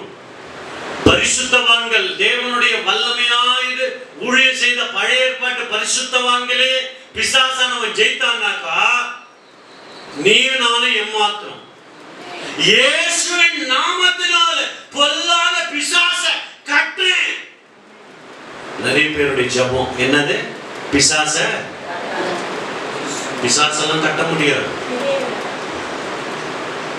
அவனுடைய கிரியைகளை அழிக்கிறேன். கிரியைகள்னாக்கா அவனுடைய செயல்பாடுகள். அவனை கட்ட முடியாது. கட்டுறதுக்கு ஒரே ஒருத்தர் தான் இருக்கிறாரு. அவர் தான் ஆண்டவராக இயேசு கிறிஸ்து, பிரதான தூதன். ஆமென் சொல்லுங்க. 1000 அளவும் கட்டி வைப்பதற்கு நித்திய சங்கிலினாலே பாதாளத்துல அடைத்து கட்டி போடுவதற்கு யாருக்கு அதிகாரம் இருக்கு? இயேசுவுக்கும் அவருடைய தூதன். ஆமா, பால்மோனிக்குன்னா அதிகாரம் கொடுக்கப்பட்டிருக்கிறது. இடத்துக்கெல்லாம் அதிகாரம் கிடையாது. அவனை கட்டினனுக்கு உன்னை தூக்கி போட்டு சாப்பிட்டு போயிட்டே இருப்பான். ஆமா, நீ யாரு, அவன் யாரு, மோசே யாரு, எலியா யாரு, ஏனோக்கு யாருன்னு பார்த்தவன். அவன் ஜெயித்து அவர்களை கொன்று போடும். என்னதுங்க? பரிசுத்தவான்கள்.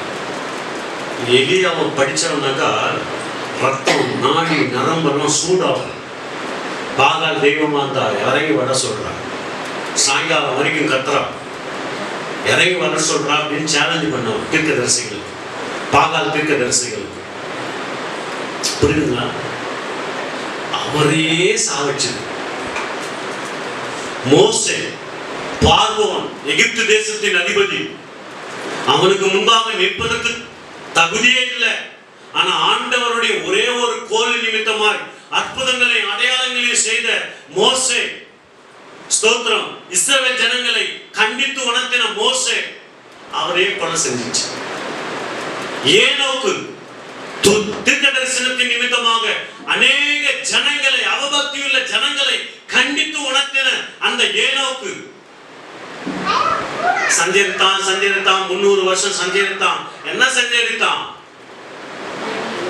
எச்சரித்துக் கொண்டே சஞ்சரித்துக் கொண்டிருந்தான். ஏனோக்கு அவர்களுடைய உடல்கள் மகா நகரத்தின் விசாலமான வீதியிலே கிடக்கும். அந்த நகரம் சோதோம் என்றும் எகிப்து என்றும் ஞான அர்த்தமாய் சொல்லப்படும். அதிலே நம்முடைய கர்த்தரும் சிலுவையிலே அறையப்பட்டார். ஜனங்களிலும் கோத்திரங்களிலும் பாஷைக்காரரிலும் ஜாதிகளிலும் உள்ளவர்கள் அவர்களுடைய உடல்களை 3.5 நாள் வரைக்கும் பார்ப்பார்கள். அவர்களுடைய உடல்களை கல்லறைகளில் வைக்க ஒட்டார்கள். அவ்விரண்டு தீர்க்கதரிசிகளும் பூமியின் குடிகளை வேதனைப்படுத்தினபடியால் அவங்களுக்கு எரிச்சல். எங்களை ரத்தமா மாத்தின, எங்க தெய்வத்தை அவமானப்படுத்தின அப்படின்னு கோபம், எரிச்சல். அதனால பழி வாங்குறாங்க. யார? இந்த தீர்க்கதரிசிகளை சாகடிச்சு கல்லறைகளை வைக்கல, நடு ரோட்ல போட்டு போறாங்க. ஆனாலும் அவர்கள் நிமித்தம் பூமியிலே குடியிருக்கிறவர்கள் சந்தோஷப்பட்டு களி கூர்ந்து ஒருவருக்கொருவர் வெகுமதிகளை அனுப்புவார்கள். செத்தவனுக்கு வெகுமதியா, பிறந்தவனுக்கு வெகுமதி இல்ல. தீர்க்கதரிசிகளாக இந்த 3 சாட்சிகள் செத்தது நிமித்தமாய் வெகுமதிகள் அனுப்புறாங்களாம். ஸ்தோத்திரம். 3.5 நாளைக்கு பின்பு 3.5 நாளைக்கு பிறப்பு தேவனிடத்திலிருந்து ஜீவ ஆவி அவர்களுக்குள்ள வரும்பொழுது பிரவேசித்தது. அப்பொழுது அவர்கள் காலூன்றி நின்றார்கள். அவர்களை பார்த்தவர்களுக்கு மிகுந்த பயம் உண்டாயிற்று. அப்பதான் லிட்டரலான மரணம் 3 பேருக்கு நடந்தது. புரியுதுங்களா? ஆதியாகமத்துல உயிரோடு எடுத்துக்கொள்ளப்பட்ட ஏனோக்கு எங்க மரிக்கிறாரு? மகா உபத்திரவ காலத்துல. எங்க காலத்துல? மகா உபத்திரவ காலத்துல. மோசே இஸ்ரவேல் ஜனங்களை நடத்தின மோசே உயிரோடு எடுத்துக்கொள்ளப்பட்டான். ஆனா அந்த மோசேக்கு எப்ப சாவு? மகா உபத்திரவ காலத்துல. எலியா தேவனோடு வைராக்கியமாய் இருந்தவன், பாகால் தெய்வமா நாம தெய்வமா உண்மையான தெய்வம் யாருன்னு சொல்லி சேலஞ்ச் பண்ணவர், உயிரோடு அந்த மத்திய பிரதேசத்துக்கு எடுத்துக்கொள்ளப்பட்டவர், எப்ப சாவு வந்தது? மகா உபத்திரவ காலத்துல. இதுதான் ரத்த சாட்சிகள். நேரம் இல்லாதனால நான் சுருக்கமா முடிக்கிறேன். ஸ்தோத்திரம். நிறைய வசனங்களுக்கு நம்ம பார்ப்போம். 6வது வரிசை யார் என்றால் உலக பிரகாரமான நீதிமான்கள். சொல்லுங்க, உலக பிரகாரமான நீதிமான்கள். யோவான் எழுதின புஸ்தகம் 5ஆம் அதிகாரம் 27-28 படிங்க.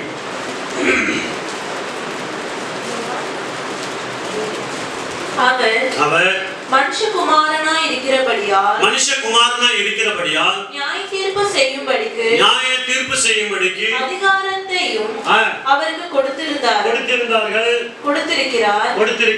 இதை குறித்து நீங்கள் ஆச்சரியப்பட வேண்டாம். ஏனென்றால் பிரேத குழிகளில் உள்ள அனைவரும் அவருடைய சத்தத்தை கேட்கும் காலம் வரும். எல்லாரும் உலக பிரகாரமான நீதிமான்கள் சொல்லப்படுகிறது.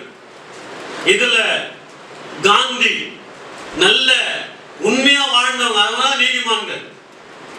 அவங்க தான் யாரு? உலக பிரகாரமான நீதிமான்கள். இயேசுவின் ரத்தத்தினால கழுவப்பட்ட சபையாகிய நீதிமான்கள் எந்த வரிசையில போயிடுவாங்க? விடிய ராமாயணமா சீதைக்கு சித்தப்பான்னு கேட்காத. தேவனுடைய ரத்தத்தினால கழுவப்பட்ட நீதிமான்கள் வேற. அவங்க எந்த வரிசையில போயிடுவாங்க?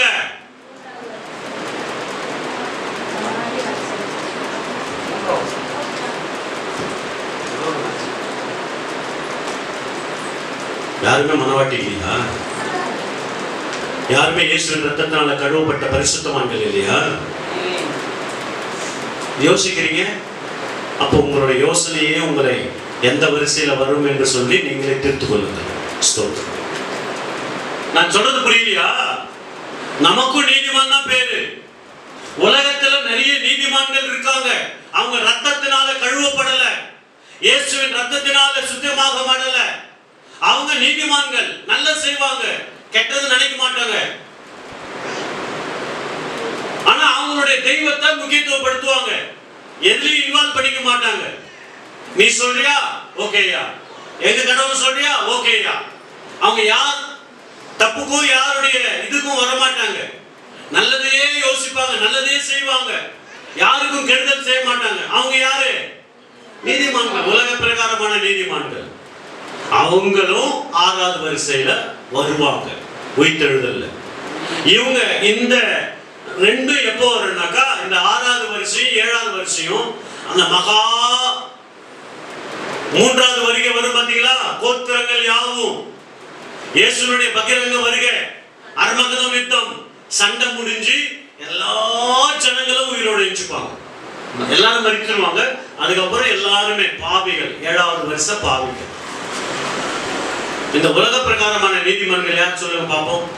நல்லதையே வாழ்ந்து நல்லதையே செஞ்சவன் அன்னை தெரசா. அவங்க ஸ்தோத்திரம். அன்னை தெரசா பெறும்போது அவங்க கிறிஸ்டின் தானே? அவங்க மனவாட்டி ஸ்தானமா? மனவாட்டி ஸ்தானமா இல்லையா? உலக பிரகாரமான நீதிமன்றம். நல்லது செஞ்சாங்க. ஸ்தோத்திரம். 2வது அம்பேத்கர். சூப்பர். அப்துல் கலாம் உலக பிரகாரமான நீதிமான்கள். சூப்பர். அப்புறம் காந்தி, பட்டர்ஃப்ளை, நத்தன் டாட்டா, பாருங்க அண்ணாதுரை, இவங்கெல்லாம் சில குறைகள் இருந்தது. புரியுதுங்களா? ஆவி ஆத்மா சரீரத்தை சுத்தமா காத்து கொள்ளுகிறவர் தான் மனவாட்டி. இந்த அண்ணாதுரைக்கெல்லாம் மூக்குப்பொடி போடுவார். புரியுதுங்களா? ஆமா. கல்வி கண் திறந்தது காமராஜர். பாருங்க, இதெல்லாம் உலக பிரகாரமான நீதிமான்கள். அப்போ அவங்க 6வது லிஸ்ட்ல வருவாங்க. படிச்சிருக்க வசனத்தை 5:28. இதை குறித்து நீங்கள் ஆச்சரியப்பட வேண்டாம். ஏனென்றால் பிரேத குழிகள் உள்ள அனைவரும் அவருடைய சத்தத்தை கேட்கும் காலம் வரும். எல்லாரும் அவருடைய சத்தத்தை கேட்கும் காலம் வரும். அப்பொழுது அப்துல் கலாமுக்கும் கேட்கும், அன்னை தெரசாவுக்கும் கேட்கும், எல்லாருக்கும் உலக பிரகாரமான பரிசுத்த நீதிமான்கள் எல்லாருக்கும் கேட்கும். எல்லாருக்கும் கேட்கும். சத்தம் வரும். ஏற்றுப்பாங்க. அவங்களுடைய வரிசையில போவாங்க. அவங்க எந்த வரிசையில வருவாங்க? 6வது வரிசையில. 7வது வரிசையில பாவிகள். எடுத்துக்கொள்வோம். லூக்கா 14:14.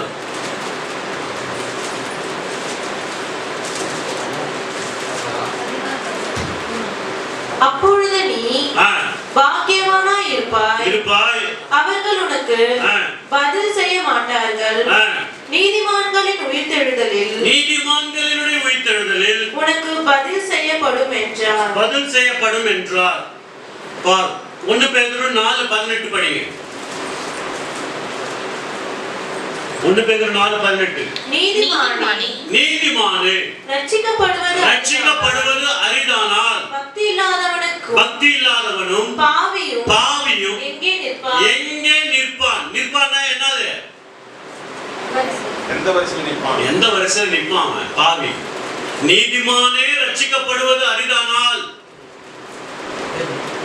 பாவியும் அவபக்தி உள்ள ஜனங்களும் எங்க நிற்பாங்க? எந்த ஸ்டேட்டஸ்ல நிற்பாங்க? எந்த இடத்துல நிற்பாங்க அப்படின்னு நமக்கு இதான் தெரியும்.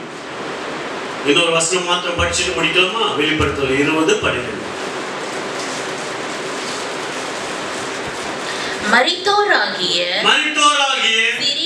சிறியோரையும் தேவனுக்கு முன்பாக நிற்க கண்டேன். தேவனுக்கு முன்பாக நிற்க கண்டேன். அப்பொழுது புஸ்தகங்கள் திறக்கப்படும். ஜீவ புஸ்தகம் என்னும் வேறொரு புஸ்தகமும் திறக்கப்பட்டது. அப்பொழுது அந்த புஸ்தகங்களில் எழுதப்பட்டவைகளின்படியே மரித்தோர் தங்கள் கிரியைகளுக்கு தக்கதாக நியாய தீர்ப்பு அடைந்தார்கள். அவங்க 7வது லிஸ்ட். பாவிகள், மரித்தோராகிய சிறியோரையும் பெரியோர். எத்தனை பேர் இருந்தாலும், எப்போ பிறந்தியோ எப்போ மரிச்சியோ, ஒருவேளை அம்மா வயிற்றுல 3 மாசத்துல மரிச்சியா, அம்மா வயசுல 9 மாசத்துல மரிச்சியா, அதெல்லாம் எந்த கேட்டகரி? குழந்தைங்க, சிறியோர். இல்ல ஒரு 12 வயசுக்குள்ள மரிச்சியா, என்னது இது? சிறியோர். பெரியோர்னாக்கா டீனேஜ்ல இருந்து மரித்த பெரியோர். எல்லாரும் தேவனுக்கு முன்பாக வந்து என்ன பண்ணணுமா? நிற்கணும். ஏன் நிக்கணுங்க? உட்காரலாமே தேவனுக்கு முன்பாக. ஜோடால சேர்லாம் போட்டு குஷன் சேரத்தினோட அப்படின்னு சொல்லி தேவனுக்கு முன்பாக உட்கார்ந்துக்கலாமே, கால் மேல காலை போட்டு. பாவிகள்.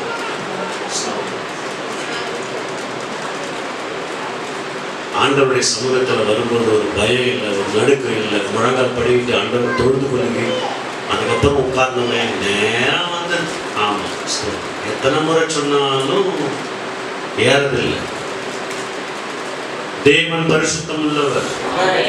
அதனால 7 வருஷம் சொல்லுங்க. முதல் வருஷம் இயேசு, 2வது வருஷம் பழைய பாட்டு புதிய பாட்டு பரிசுத்தவான்கள், 3வது வருஷம் மனவாட்டி, 4வது வருஷம் மனவாட்டியினுடைய தோழிகள் 5வது வருஷம் மனவாளனுடைய தோழர்கள், 5வது வருஷம் சாட்சிகள், ரத்த சாட்சிகள், தோழர்கள்.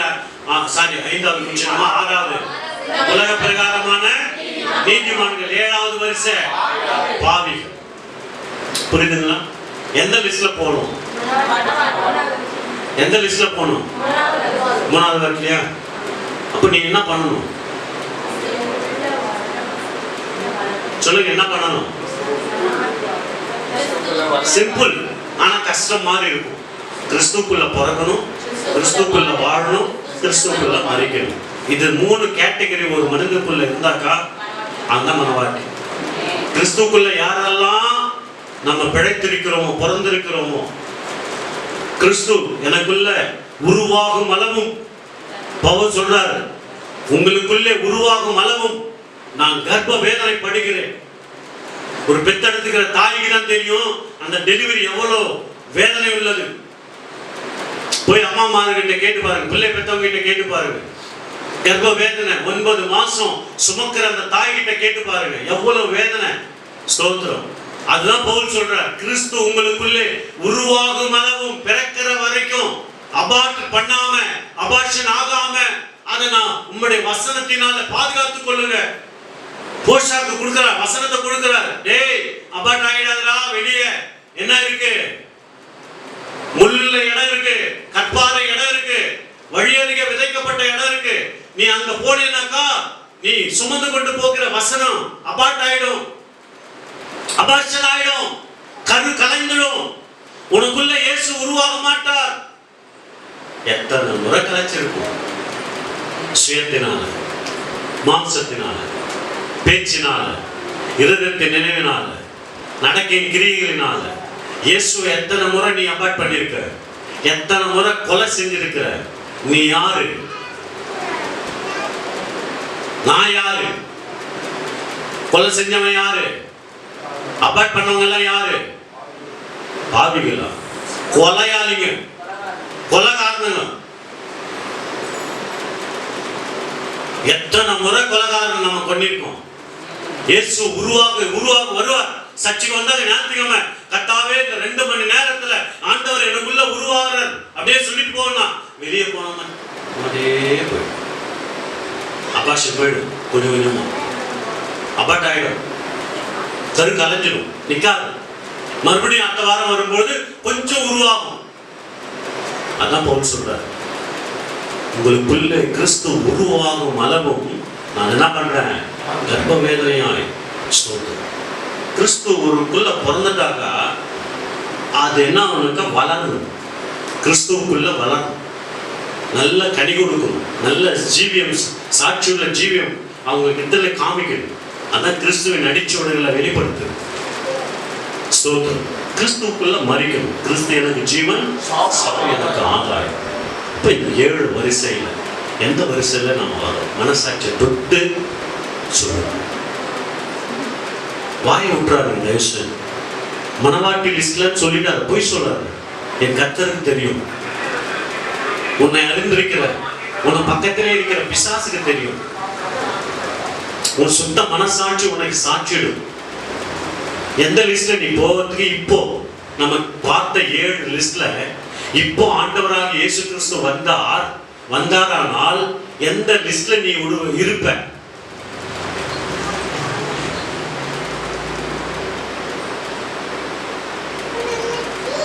ஒன்னே ஒண்ணு சொல்லிக்கிறேன், இந்த உபத்திரவ காலத்திலே, மகா உபத்திரவ காலத்திலே மாட்டிக்கினீங்கன்னா எனக்கு சொல்லுங்க,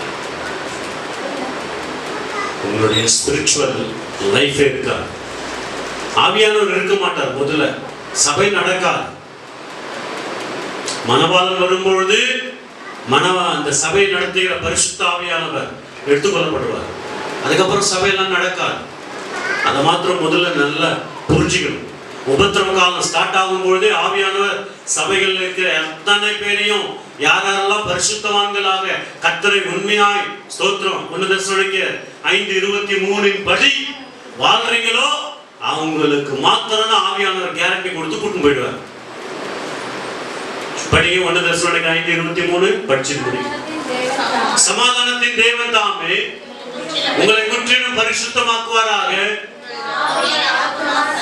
சரீரம் கர்த்தராகிய இயேசு கிறிஸ்து வரும்பொழுது குற்றமற்றதாக இருக்க வேண்டும், காக்கப்பட வேண்டும்.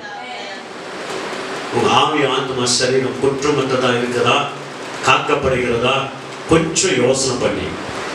ஒருவேளை இன்னைக்கு காலைல எழுந்தோம், என் நினைவு எப்படி இருந்தது, என் யோசனை எப்படி இருந்தது, என் நடக்கை எப்படி இருக்கு? இதை நீங்க கர்த்தர் வருகிற வரைக்கும் நீங்க இதை பாதுகாத்து கொண்டீங்கன்னாக்கா உங்களை போல வேற யாருமே இல்லை. அவ்வளவு பரிசுத்தவான்களாக தேவனுக்கு பிரியமான ஜனங்களை நீங்க மாறிடுவீங்க. அதை 100% கேரண்டி தர முடியும். நம்முடைய ஆவி ஆத்மா சரீரம் குற்றமற்றதாக இருக்கணும், காக்கப்படணும். காக்கப்படுவதற்கு நீ என்னென்ன செய்யணும், முயற்சி எடுக்கணும். தயவுசெய்து உபத்திர காலத்திலேயும் மகா உபத்திர காலத்திலையும் மாட்டிக்கொள்ளாதீங்க. தோழிகளாகவும் தோழர்களாகவும் போகாதீங்க. ரொம்ப கடினம். பிசாசானவன் என்னென்ன பண்ணணுமோ அப்படியெல்லாம் பண்றோம். 7 வருஷத்துல தாங்க முடியாது, சகிக்க முடியாது. கைவிடப்பட்டவங்களுக்கு மனவாட்டி ஸ்தானத்திலே 3ஆம் வருகையிலே எடுத்துக்கொள்ள பிரயாசப்படுங்க. கர்த்தர்களோடு இருப்பாராக. கேட்ட வார்த்தைக்காக தேவனை ஸ்தோத்திரம் பண்ணுவோமா? நல்ல மனதால் படிக்கணும்.